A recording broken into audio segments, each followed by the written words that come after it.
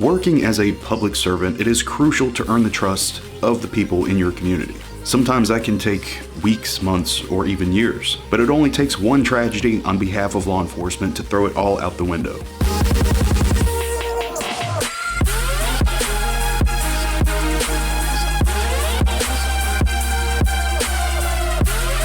Hey guys, what's going on? I hope you're having a fantastic week. I have been swamped with work. I've been sick. I'm getting over a cold now. I'm actually like right at the peak, right at that point where like you know you're about to start feeling better, but you still feel like shit. Yeah, I'm right there. So in the last video, I kind of illustrated for you guys kind of what's changed for me over the last 10 years as an officer. There was one thing that I forgot to mention, but I felt it was kind of appropriate to make its own video, and that is the importance of community policing in today's day and age. So the actual concept of community policing actually started long before I ever came around, but we're really starting to see it become more of a priority within departments. But folks, let me assure you, there is more to community policing than cheesy lip sync videos on YouTube. You know, the ones that make you cringe harder than nails on a chalkboard. I've had a lot of people ask me what my personal interpretation of community policing is and how a department can improve their relations with the community. And the answer is really simple, folks. My interpretation of community-oriented policing starts at a very basic level. And that very basic level is every single interaction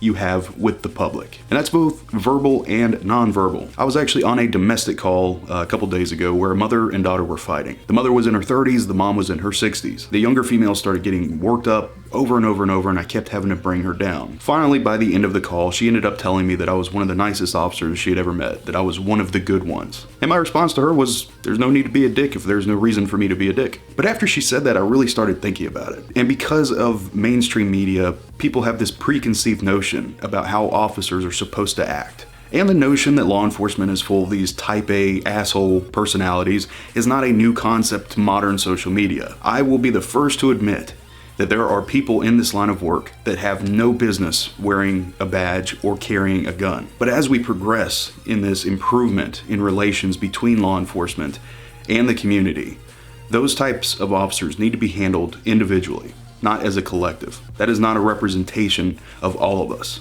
There's not much that people can say to me at this point that's gonna upset me. But about the only thing that does is when people make false assumptions about me and my personality and my personal beliefs simply based off the uniform that I wear. Yes, there are bad cops out there, but if you're going to make the assumption that I am only because you see me in a uniform, you're part of the problem. There has never been a time in my life where I have gone to work looking forward to arresting people.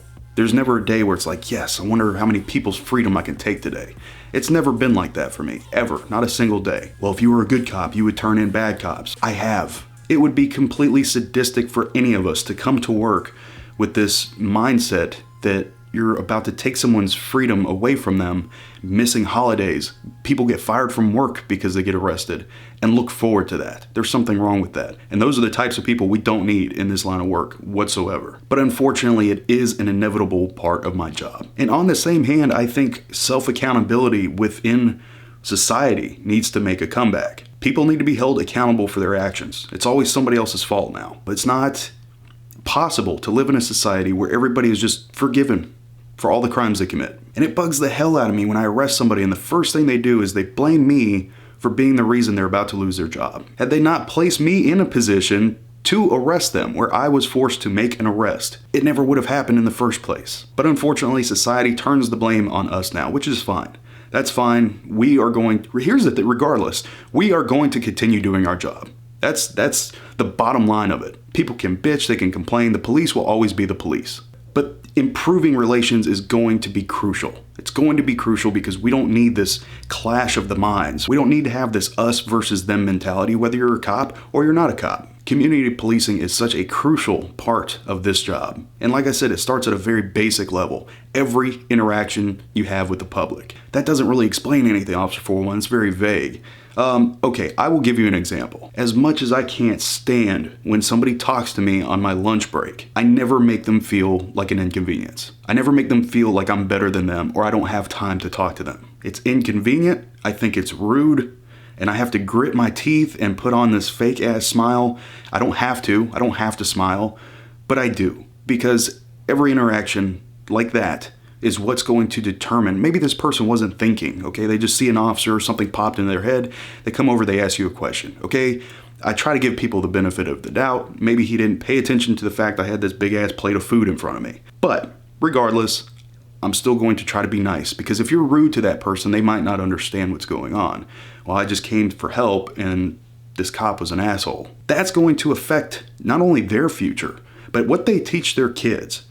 So by being nice to people on a very basic level, you're not only slowly improving conditions for the police and the community at that moment in time, but you're also improving it for future generations, because those interactions are going to be taught to their kids.